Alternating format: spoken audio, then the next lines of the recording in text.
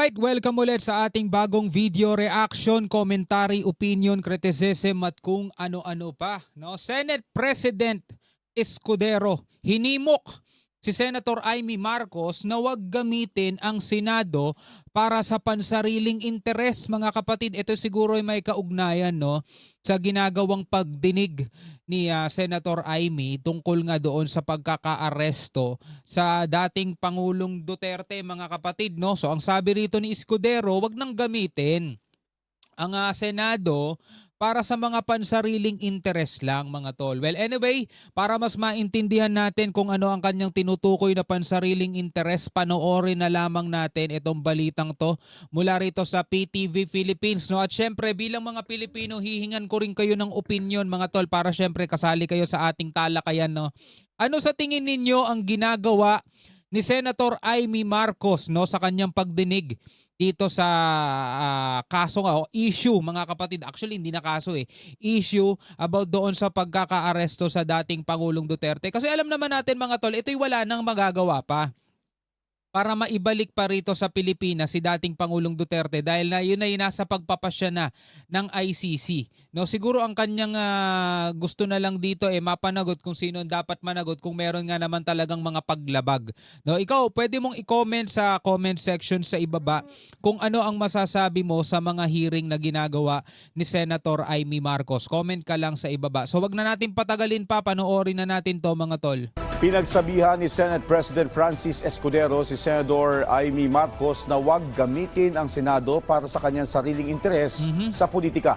Ang detalye sa balitang pambansa ni Daniel Manalastas ng PTV Manila. So may naririnig din akong mga sabi-sabi, mga tol, napapanood sa ibang mga post, sa ibang mga video, mga tol, na si Senator Amy Marcos daw kasi ay gustong makakuha ng suporta sa dalawang panig, no? Kasi nung nakaraan, mga kapatid, di ba kasama pa siya sa Alyansa Bagong Pilipinas. So, syempre makakakuha siya ng suporta mula sa Alyansa, mga tol, at sa mga voters ng Alyansa. At the same time, gusto niya ring makakuha ng suporta daw, mga tol, no, sa kampo naman ng mga taga-suporta ng dating Pangulong Duterte, mga tol. Ngunit tila bagay ito'y hindi na kinakagat, mga tol, no, nung ibang mga taga-kampo Duterte. At mamaya panonoorin natin, mga kapatid, dito sa isang balita, no, nagsalita ang common law wife ni dating Pangulong Duterte at sinabing paek-ek lang daw, mga kapatid, yung hearing ni Senator Amy. At ganun din, mga kapatid, nagsalita dyan si Panelo. Sabi niya, maniniwala lang daw siya, mga tol, kay Senator Amy kung si Senator Amy mismo ang maghahain ng impeachment laban sa kanyang kapatid, which is the President of the Republic of the Philippines, mga kapatid, no? Tuloy natin tong balitang to mula rito sa PTV. Bumuelta si Senate President Jesus Escudero kay Senator Amy Marcos kasunod ng mga kaganapan sa pagdinig ng Senate Committee on Foreign Relations hinggil sa pagkakaaresto kay dating Pangulong Rodrigo Duterte. Okay. Hinimok ni Escudero si Senator Marcos na tigilang gamitin ang Senado para sa anyay personal na layunin sa politika. Personal na layunin sa politika. At sa halip gamitin daw ang kanyang titulo at impluensya para maging tulay sa pagkakaisa at hindi sa pagkakawatak-watak. Hindi raw papayagan ni Escudero na magamit ang Senado para lamang sa petty partisan interest. Petty partisan interest, oy. Lalo na sa mga nagnanais mahalal muli sa 2025 midterm elections. Nangyari rin ang mga pahayag ni Escudero matapos ipakontempt sa pagdinig kahapon si Ambassador Marcos Lacanilaw dahil umano sa hindi pagsasabi ng totoo. Kagabi naglabas ang pahayag si Senator Marcos na pinalaya si Lacanilaw kahit pa ito ay pinakontempt. Sabi ni Senator Amy, tumanggi raw si SP Cheese na pumirma sa contempt order, katulad ng pagtanggi umano na pumirma sa mga sabina na nauna ng inihain. Pero nilinaw ni Escudero na hindi siya tumanggi na pirmahan ang contempt order laban kay Lacanilaw.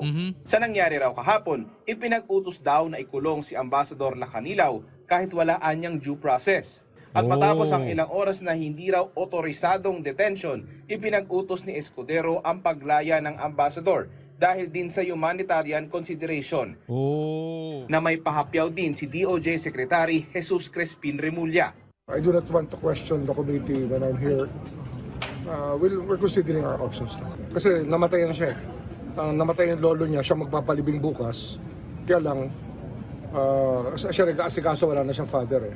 Pero maglalabas daw ng show cause order si Escudero laban kay Lacanilaw upang pagpaliwanagin sa loob ng 5 araw kung bakit siya hindi dapat makontempt. Si Senador Alan Peter kay So yun na nga ang nangyayari mga kapatid, no? Dahil nga rito sa pagdinig na to mga tol, nagsasalita rin dito sila si Remulla, no? Si SOJ Remulla. At kung naaalala ninyo mga tol nung nakaraan, 'di ba, sabi niya ganoon. Kaya nga ayaw naming umattend dito dahil ito ina-expect namin mabubuli kami sa hearing na 'to 'di ba?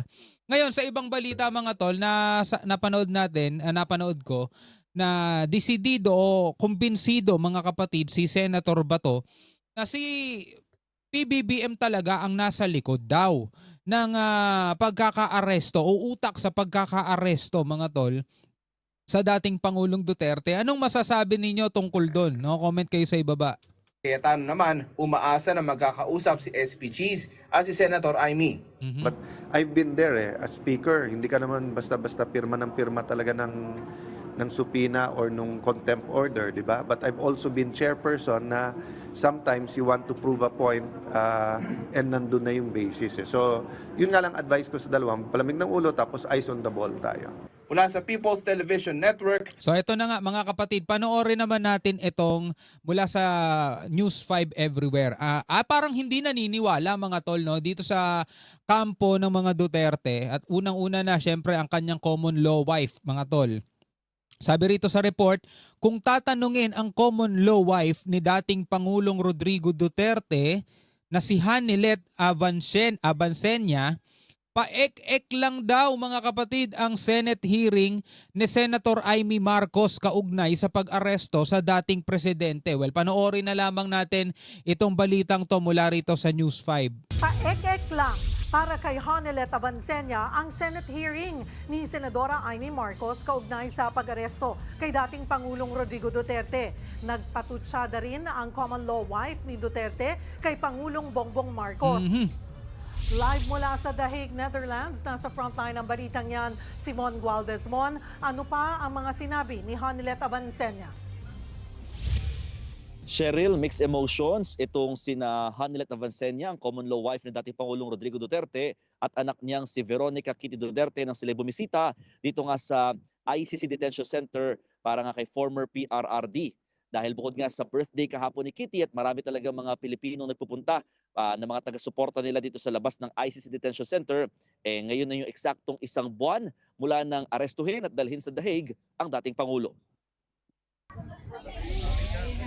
Nakisalo sa mga taga-suportang nag-aabang sa labas ng ICC Detention Center sina Hanilet Avancenia at anak niyang si Kitty Duterte. Samot-saring pagkain ang inihanda nila bilang pa-birthday kay Kitty.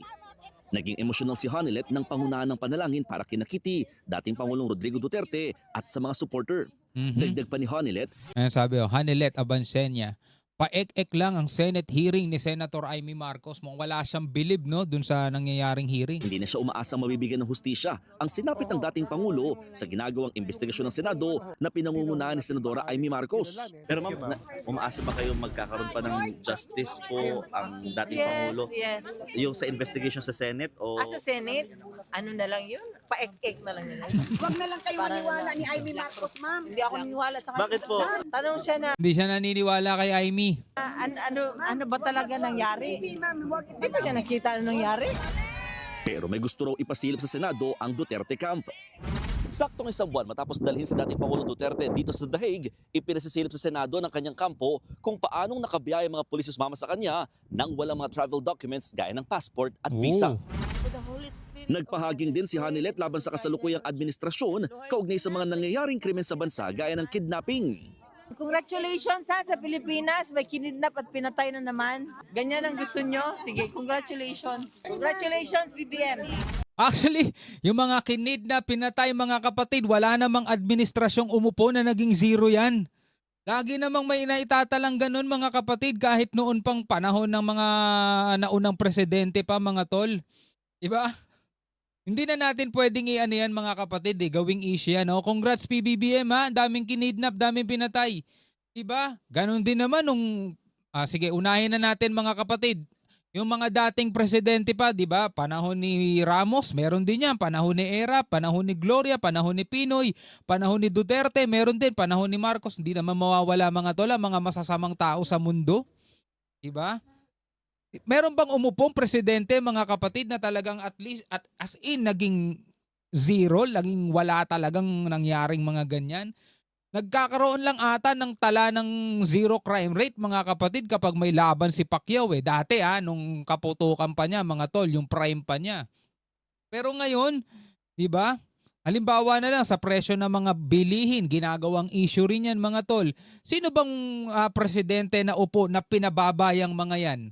'Di ba? Lahat naman sila may mga ginagawang paraan eh. Pero syempre, normal, mga tol, yung batuhan ng mga ganyang issue. 'Di ba? Pero kung titignan natin, wala naman talagang naupo kahit sino man sa kanila ang nabawasan niyang mga ganyan. 'Di ba? Anyway, mga kapatid, ikaw bilang isang Pilipino, ano ang masasabi mo? No, hindi na natin masyadong pinanood, mga tol, no. Pwede niyo naman panoorin na lang itong balitang 'to. Binigyan lang natin ng reaction video yung tungkol doon sa pagsasabi ni Senate President Cheese Escudero na wag gamitin ni Senator Amy sa pansariling interes ang Senado. Ano pwede niyong masabi doon, mga tol? Comment na lamang kayo sa ibaba. Hanggang sa muli, ako nga pala si Shobaldi. Peace out.